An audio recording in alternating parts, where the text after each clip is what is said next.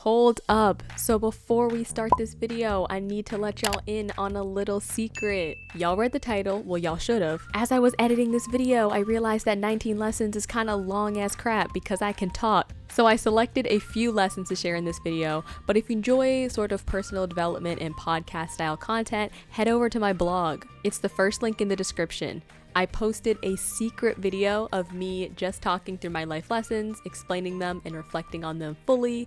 So if you're into that type of content, be sure to peep that. You're missing some real gems if you just watch this video. But watch this first though, and peep the link below when you're done.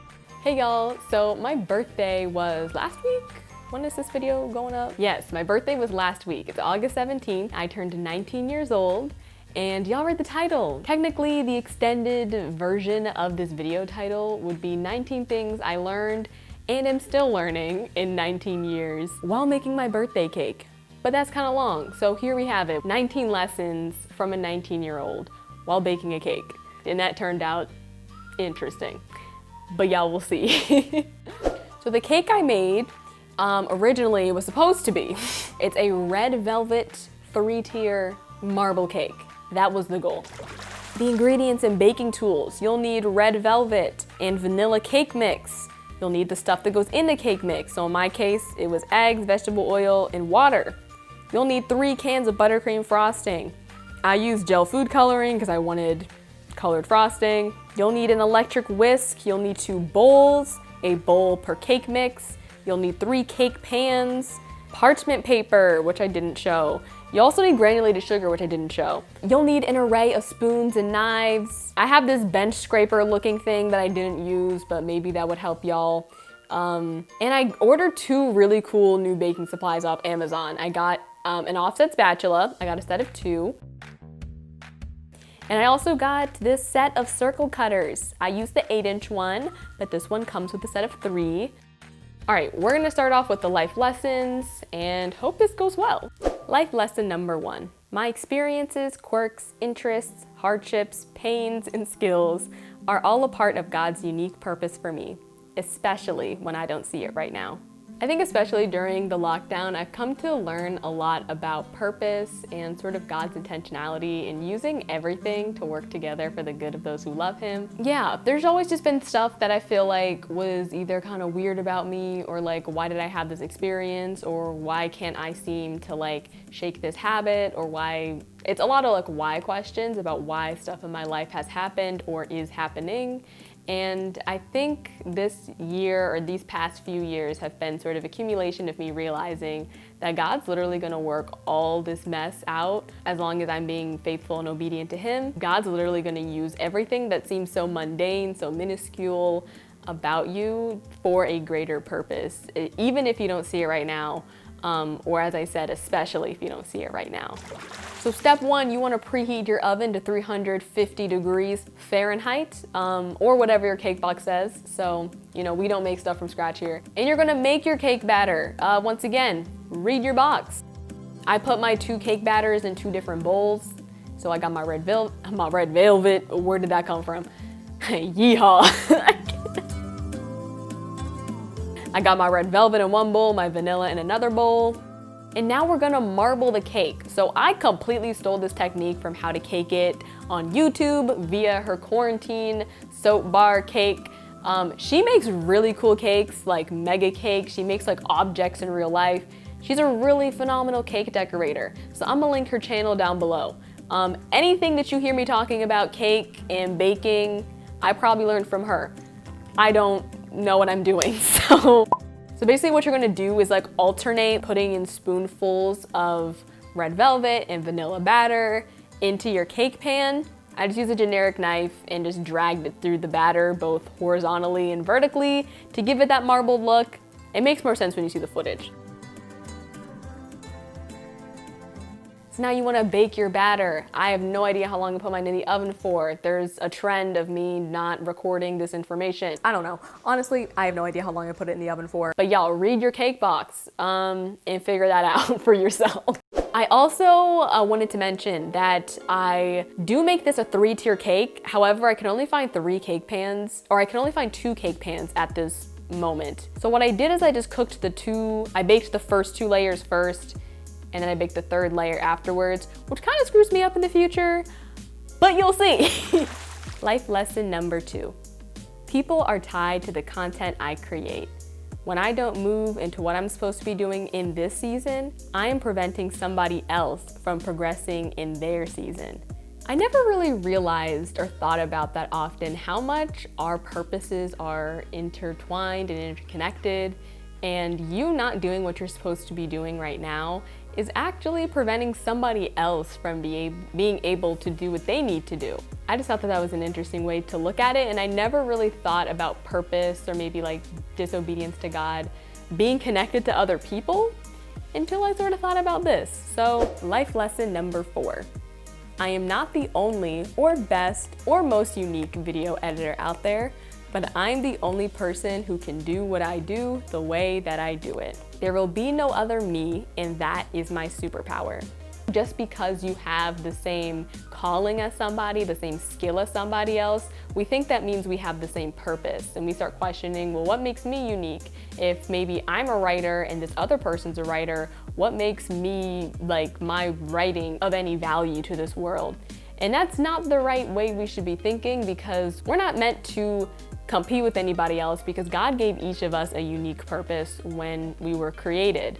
And my purpose is not your purpose is not her purpose, his purpose is not, and we're not competing against each other because we're not running the same race, and we're not achieving the same purpose.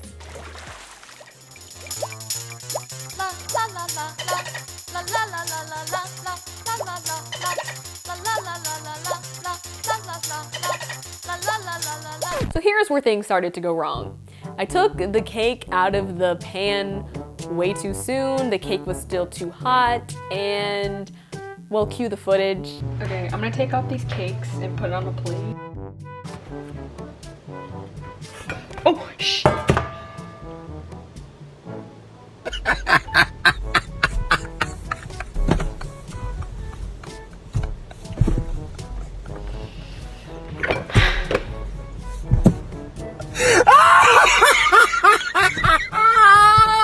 So my first cake is completely severed, but I wasn't about to waste perfectly good cake, so we kept her.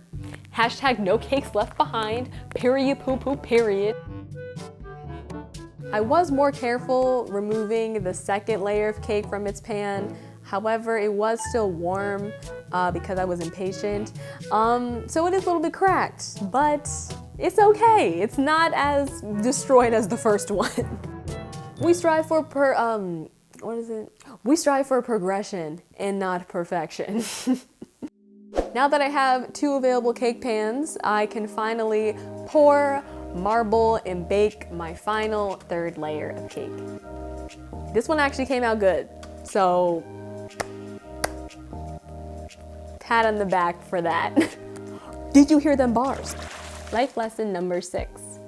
When I respond to situations, institutions, and people in ways that may seem over-exaggerating, irrational, and out of nowhere, that is almost always a result of internal, unhealed pain, and is never a direct reflection of my character and/or beliefs. I remember I was listening to the Jay Shetty podcast, and something he said really stood out to me, and that was people are more than what they say that they believe, but people are their pain, people are their experiences, people act the way they act because of what's happened to them in life. People are not inherently out to attack us, people are not inherently, I feel like, out to cause conflict, but people are more than what they say that they are. People are their experiences, people are their past, people are their pain, and it's important that we all acknowledge that and just be more empathetic about that. Basically, any sort of negative interactions we have, you may not always agree on the method of something, but when you actually get to learn people, you realize that you actually agree on more than you disagree on. You know? I don't know. That's just something I've realized lately. So now that I have my 3 layers of cake, more like 2 and 2 halves, it's time to start leveling and stacking. But before we do that, we're gonna make a simple syrup recipe. If you don't know a simple syrup, basically it's like a part sugar, part water mixture that helps keeps your cake, English, that helps keep your cake moist while you decorate it.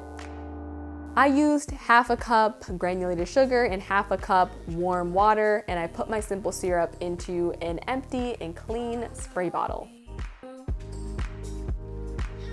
To level my cakes, I just removed the cake humps by using a generic knife.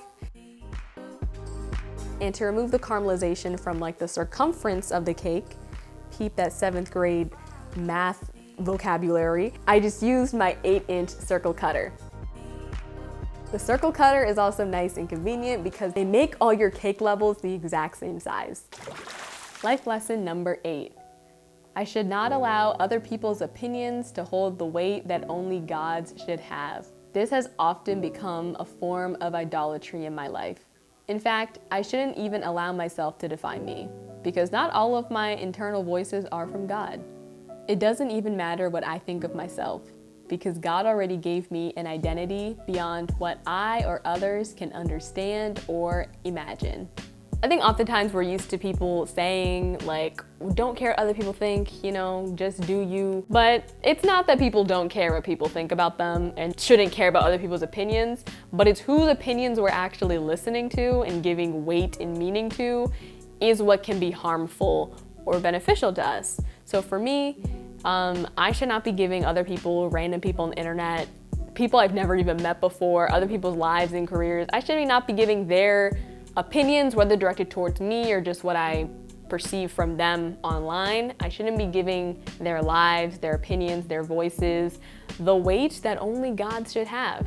And in an age where we're consuming so much content, I mean, you're watching this right now, so shout out to you. But in an age where we're hearing so many voices, it's important that we're listening to voices that are coming from what's most important to us. And for me, that's God. Now it's time to start stacking the cakes. So you want to follow this pattern: cake layer, simple syrup, frosting, cake layer, simple syrup, frosting. So I ordered my cakes from least cracked to most cracked. The least cracked being on the bottom and the most cracked being on the top. I mean, ideally you don't want any of your cake layers cracked. If you do mess up some of your layers, do it in that order. Because I learned from another cake I made recently that if you put a cracked layer, or if a layer is sort of cracked and unstable in the middle or towards the bottom, the whole cake is gonna like cave in and be lopsided. So if you don't want that, leave the firmest or the best cake layers at the bottom, and it creates a firm foundation. That sounds real biblical. It's time to crumb coat and chill. That's another phrase completely stolen from How to Cake It. I want to sponsor, I want to collab. If you don't know what a crumb coat is, basically it's creating a light frosting layer to hold your cake crumbs in place and also the layers in place before you start decorating your cake. I didn't really decorate the cake, I just frosted it, but it makes me feel fancy when I do this. I also want to talk about my offset spatula, which is so cool. So basically, offset spatulas were designed for cake decorators so that they can frost the entire cake and not like mess it up by like the knife or like their hand. So it's like offset, so you have room for your hand to hold the handle, but the cake layer doesn't get messed up, the frosting layer. I think that's so genius. After doing my crumb coat, I let my cake chill in the fridge overnight. Technically, actually 2 nights. Life lesson number 13. Age insecurity is dishonoring to God because God only walks with me in the present. God has a plan for me at 19, and if I keep wishing I was older or at a different place, I'll never actually be able to fully embrace the plan He has for me now. I think a lot of the times I feel like I wish I was like, if only I was like this age and I could do this and I could, you know, get an apartment and I can do X, Y, Z. That is an unhealthy way of thinking because God has a plan for me at 19 and I need to fulfill what He has for me at 19. Maybe most 19-year-olds aren't at this place in my life. Maybe the other 19-year-olds aren't dealing with the same things that I do, or maybe don't all have the same path. But God made my path, and my path is unique. Whether or not other people my age can relate to it, whether or not people older or younger can't understand it, that doesn't mean it's lesser, because God gave me this path. So other people can think what they want about 19-year-olds, and if you are the type of person who is going to box yourself and is so easily going to put people in boxes, you're probably not even doing work in yourself to realize that people are complex and people are not all the same. Today is my birthday. Cue the sound effects. To finish up my cake, all I need to do is frost it. You can really see how bad my top layer looks here. It's giving me very Moses parting the Red Sea vibes, the Grand Canyon, a ravine. I don't know, but this is where I started calling it the Moses cake. So we parted the Red Sea, shout out to Moses. But frosting the cake, let's do that now. I wanted my frosting to be a baby pink color, so I took my gel food coloring in this pastel pink, and I basically put it into my buttercream frosting sort of gradually. So using your offset spatula, you want to go ahead and frost the cake. You really can't see the frosting, the color, all that great, so I wish I would have put more food coloring in. I tended to conceal a bit of the Red Sea with frosting, very, professionally, just slapped that in there. I don't really know if that worked. I think it looked a little bit better. I couldn't find any cute 1.9 candles at my local grocery store. Maybe if I went to Michael's or like some more expensive bougie place, I would have been able to find them. So I literally put 19 just plain white candles in my cake. And yo, 19 is low-key a lot of candles. I've never put 19 candles on a cake before, and I'm like, yo, this is kind of a lot. I'm running out of surface area here. Word to 7th grade math again. I don't think I've ever used those words. Life lesson number 17. Getting to where I ultimately want to be in life, whether that's in my Instagram feed, the content I want to create, where I want to be relationally, mental health-wise, everything. This will take time. What is most important is that I am doing it. I'm starting where I am with what I have. I think about it like this: you can never really have your ideal version of something if you never just start it in the first place. I'm still not like 100% like precise. I know exactly the content I'm creating, but I have more vision and more clarity than I did when I first started. But I wouldn't have gotten to this point if I never just started. And I think so many people want to like prolong the process and wait to have the perfect equipment and the perfect everything instead of actually just starting, because the better version, your ideal version, will never exist if you never just start.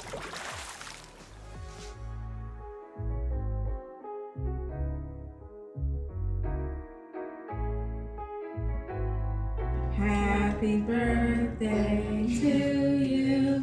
Cha cha cha. Happy birthday to you. You gonna help blow out the candles? Please don't spit. You spit all over your cake. Ready? Help me. 1, 2, 3, blow. Woo! Do it again. Blow. Do it again. That's what a SpongeBob. Okay.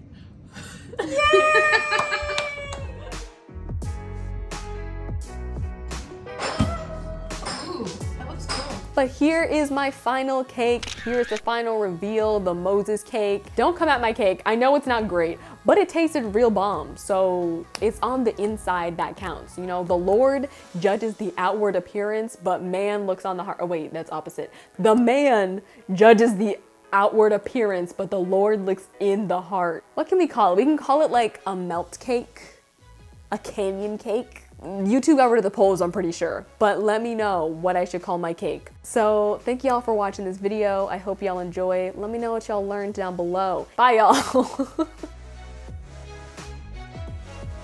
This is your reminder to click the first link in the description to hear the rest of my life lessons.